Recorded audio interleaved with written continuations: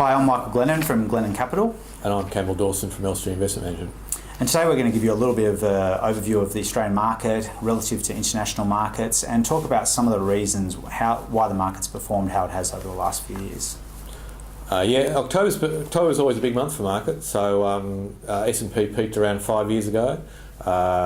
It bottomed after the tech wrecker in 2002 October, and October '87 was a near-death experience for some of us who were around back then. So, interestingly, the performance of the US and Australian market since the GFC or the last 5 years has been markedly different. So the US market's now around 6% below its peak that reached in 2007, whereas the Australian market's still 40% below.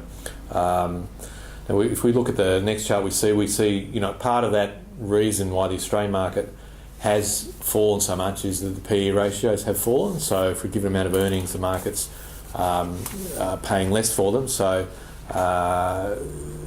we're seeing that's at least part of the reason, but obviously there's more to it than that, isn't there, Michael? Yeah, look, one of the reasons I think the Australian market has underperformed the US market so dramatically since the GFC is there's been, if you have a look at this chart here, there's been a history post-GFC of downwards earning revisions in the Australian market. So that says to me two things: that there's been a lot of uncertainty in relation to corporates and their projected earnings, and secondly that the optimism that's been surrounding some of these forecasts deteriorates quite markedly. And so if you look at the chart, you can see that they start off quite high and they all end up, as they get closer to the reporting period where the actual result comes out, being downwardly revised. So there's very few upward surprises in earnings in the Australian market.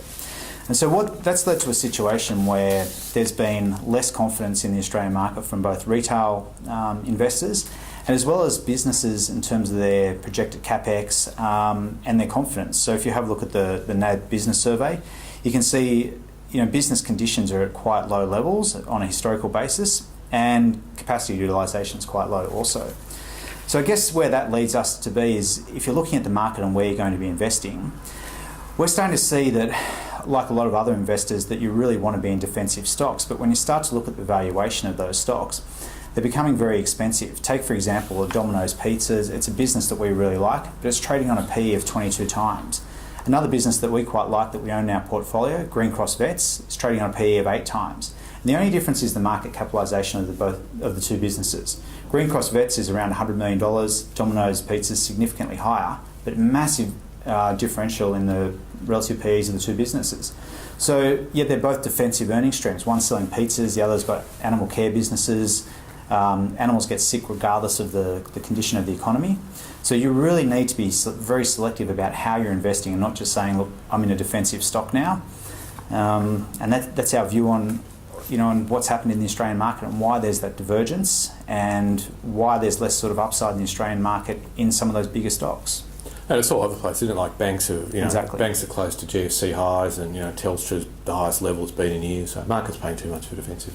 Exactly, that's right. So you really need to be looking elsewhere in the market for different sort of opportunities, things that are under the radar, smaller companies, and maybe taking a little bit more risk into your portfolio at this stage, because you certainly won't get a lot of upside growth in those defensive businesses at these valuations.